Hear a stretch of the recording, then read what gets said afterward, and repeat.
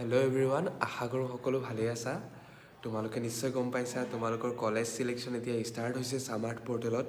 তো তোমালোকে এতিয়া নিজৰ যি পচন্দৰ যিকেইখন কলেজ আছে সেইকেইখনত এপ্লাই কৰা। ইয়াত কেনেকুৱা হ'ব প্ৰচেছটো মই তোমালোকক বুজাই দিছোঁ। তোমালোকে সামাৰ্থত নিজৰ প্ৰফাইলটো প্ৰথমতে ক্ৰিয়েশ্যন কৰিব লাগিব। প্ৰফাইল ক্ৰিয়েট কৰাৰ পিছত তোমালোকে তাত অপশ্যন থাকিব যে প্ৰগ্ৰাম চিলেকশ্যনৰ। তাত গৈ তোমালোকে ধৰা এখন ইউনিভাৰ্চিটিত বা কলেজত এডমিশ্যন ল'বলৈ ইচ্ছুক হয়।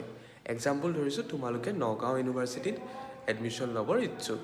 তোমালোকে কি কৰিবা, তাত তেতিয়া তোমালোকে নিজৰ পচন্দৰ ছাবজেক্টটো ছিলেক্ট কৰিবা মেজৰ হিচাপে, আৰু লগতে আন দুটা ছাবজেক্ট মাইনৰ হিচাপে ছিলেক্ট কৰি তোমালোকে এপ্লাই কৰিব লাগিব এটা প্ৰগ্ৰামত। আৰু তোমালোকে যদি বিচাৰা যে সেই বিশ্ববিদ্যালয়খনতে তোমালোকৰ এডমিশ্যন হওক, তেনেহ'লে তোমালোকে তাৰ ৰিলেটিভ আৰু দুই এটা পচন্দৰ ছাবজেক্ট য'ত নেকি তুমি মেজৰ ল'বলৈ ইচ্ছুক হয় তাত এপ্লাই কৰি থ'ব পাৰা। তেতিয়া তোমাৰ এডমিশ্যনৰ চান্স বাঢ়ে, যিহেতু দুই তিনিটা ছাবজেক্ট এপ্লাই কৰাৰ কাৰণে দুই তিনিটা ছাবজেক্টত এক্সট্ৰাকৈ তিনিওটা ছাবজেক্টৰ মেৰিট লিষ্ট ওলাব। গতিকে তোমালোকৰ এডমিশ্যনৰ চান্স নিশ্চয় বাঢ়িব। আৰু ইয়াত এটা কথা উল্লেখ কৰোঁ, মেৰিট লিষ্ট ইউনিভাৰ্চিটিখনৰ ডাইৰেক্ট গোটেই ইউনিভাৰ্চিটিখনৰ ৱাইজ নেমাৰে, ডিপাৰ্টমেণ্ট ৱাইজ আজিকালি লিষ্ট ওলায়। তো ডিপাৰ্টমেণ্ট ৱাইজ তেতিয়া তোমাৰ ছাবজেক্ট অৰ্থাৎ ছাবজেক্ট ৱাইজ লিষ্ট ওলায় মেৰিট লিষ্ট। তো তোমাৰ এডমিশ্যনৰ চান্স বাঢ়ি যাব।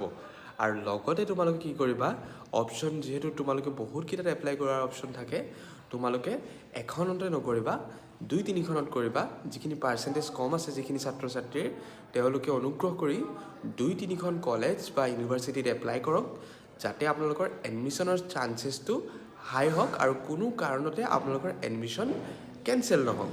এতিয়া হ'ল PRC, ডমিচিয়েল এইবোৰ ডকুমেণ্টৰ ক্ষেত্ৰত আপোনালোকে এতিয়া বৰ্তমানৰ কাৰণে আধাৰ কাৰ্ড আপলোড দিব পাৰে তাত, কিন্তু অনাগত দিনত PRC আপোনালোকে এডমিশ্যনৰ টাইমলৈকে বনাওক।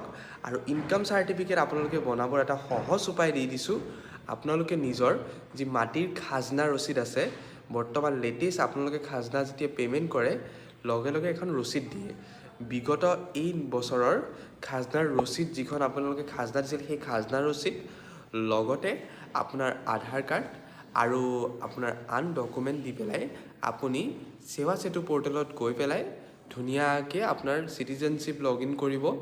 নিজে আপোনালোকে 40 টকাত, মাত্ৰ 40 টকা লয় তাত গভৰ্ণমেণ্ট ফিজ। তাত আপুনি নিজৰ ইনকাম চাৰ্টিফিকেটখন এপ্লাই কৰিব পাৰিব। আৰু সেয়া যদি ভেলিড হয় তেনেহ'লে আপোনাক 7 দিনৰ ভিতৰতে আপোনাৰ ইনকাম চাৰ্টিফিকেট অনলাইনত আহি যায়।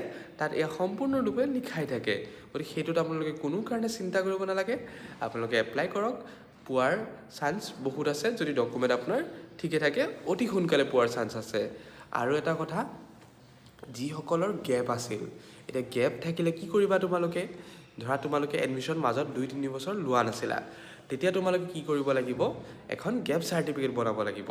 সেইখন কেনেকুৱা ফৰ্মেটত হ'ব লাগে মই তলত এটা হোৱাটছআপ চেনেলৰ লিংক দি দিম, তাত তোমালোকে গৈ পেলাই চেক কৰিব পাৰিবা।